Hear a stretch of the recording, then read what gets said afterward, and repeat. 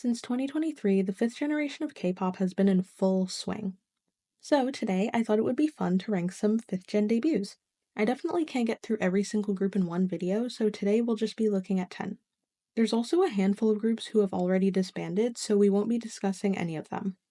First up, we have Triple S with their debut Girls Never Die.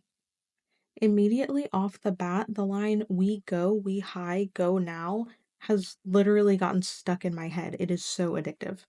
Even when I haven't listened to the song recently, it's in my head, and that same line makes me oddly emotional, I guess because of the way the vocals work together so well. That specific line is perfect, it is seamless, and they did it amazingly. Also, La La La can be really hard to incorporate into a song in a way that doesn't sound boring or annoying, but they did that perfectly too. They did it exactly the way that it needs to be done. The bounce between the intense and bassy part of the song versus the gentle and chill part is incredibly well done. Also, the mood shift in the second half of the song is perfect, and it feels like I'm unlocking another side of the song. Overall, I'd rate this debut a 9.5 out of 10. Next, we have Zykers with their two debut title tracks, Tricky House and Rockstar. Starting with Tricky House, my head was bobbing immediately. Everything happened so fast, yet I wanted to listen to the song over and over again. They completely brought the energy and they nailed it. Also, the line "We like it like who" is incredibly catchy, and I feel like it's going to be stuck in my head for a long time. It's such a high energy song, and it definitely sounds very boy groupy, but that's not a bad thing. I feel like you can just tell what the group is all about by that song alone. Now for Rockstar, it's edgy, it's a bit rough, and it's pretty cool. Honestly, I'm not sure how I feel about the chorus, but everything before and after that is super solid. The last four lines of the second verse are definitely my favorite. Overall, I'd rate this debut a 7.5 out of 10. Next up, we have Baby Monster with Batter Up and Sheesh.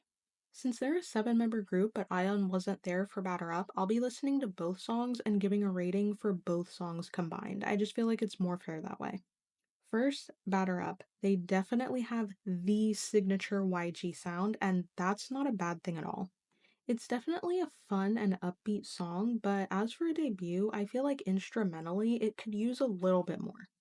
The song doesn't seem to expand much beyond the instrumental that we hear at the beginning of the song. I will say that when the vocals are there, they are there. They definitely have solid talent, especially for rookies, but I didn't really expect anything less from YG. Moving on to Sheesh, I actually really like this song. I love the pre-chorus and I love how the whole song keeps me on my toes the entire time I'm listening. It starts off a bit soft and kind of spooky, but then it quickly transitions into the strong vocals. It's the kind of song progression that I honestly really enjoy. Then them smelling out Baby Mon at the end and saying "tell a friend" three times at the end just ties it all together and has a similar vibe to the very beginning of the song, which is super cool. Overall, super solid debut in my opinion, and I would rate it an 8.25 out of 10. Next, we have Boy Next Door with their three debut title tracks, But I Like You, One and Only, and Serenade. Since they technically have three debut title tracks, I'll be listening to all of them, and the average rating of those will be the number I use to rank them. First, But I Like You. I'm not trying to compare at all, but I can't be the only one that gets early Astro vibes from this specific song. I definitely think this is my favorite out of their debut title tracks. I'm putting them in order based on the single album that they debuted with, but I listened to this one last, and this one is definitely one that's going to make me check out their other songs. It's more on the softer boy group side, literally like the boy next door. Overall, super solid. Now, One and Only. This song is fun. I don't have much else to say. It does feel like musically it could use a little bit of depth, but they are so fun to watch. Next, Serenade. This one is kind of odd to me, but it's not bad, it's just not for me personally. It feels like the kind of song that should be playing during the credits for a Boy Next Door coming of age movie, kind of like the way the end of the music video does it with those credits. I can tell what they're going for, and honestly, the music video is really cute. They may not be for some people, but the people that get them really get them, so good for them. Overall, I would rate this debut a 7 out of 10. Next, we have Islet with Magnetic. I love the dreamy concept in K-pop, specifically from girl groups. The entire instrumental is so dreamy, it's so pretty, and I can honestly say that this song went platinum in my bedroom. Regardless of who people say the concept is based around, everyone absolutely nails their parts. It feels like it almost has a futuristic element too, which is super interesting, and I absolutely love it. It's like a peaceful and happy dream, but in the future. I honestly cannot say enough good things about this song. Overall, I would rate this debut 10 out of 10. Next, we have Zero Base One, aka ZB1 with In Bloom. This song is regularly stuck in my head. I love everything about this song. The synthy but subtle sound seems rare with boy groups these days, but this song does it so perfectly. For some reason, it feels a bit nostalgic to me, and that really tugs on my heartstrings. I love soft synth, and I love when boy groups don't immediately go after a super intense concept. Enough said. Overall, I would rate this debut 9.5 out of 10.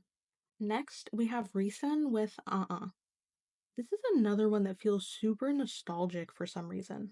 I really enjoy the instrumentals during the post-chorus, and it has a fun, brassy feel, I think. It's definitely a debut that makes me want to check out their other music and watch their stages. I do feel like a bit more could have been done vocally, but from what I hear in just the debut song, they're incredibly talented.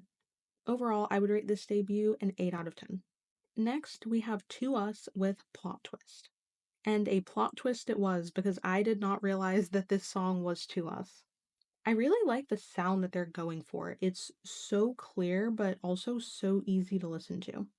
Also, the short rap part wasn't out of place at all, which was super refreshing because I feel like it can be hard with songs that have more of a relaxed vibe like this one does. The song goes by really quickly, and I was not ready for it to end. It's such a sweet song.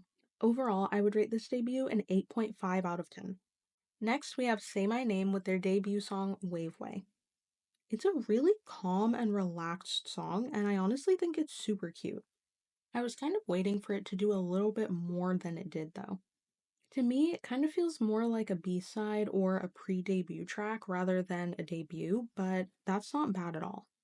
I think the song clearly paints a picture of the overall image the group is going for, and they definitely have tons of potential. There's no denying that.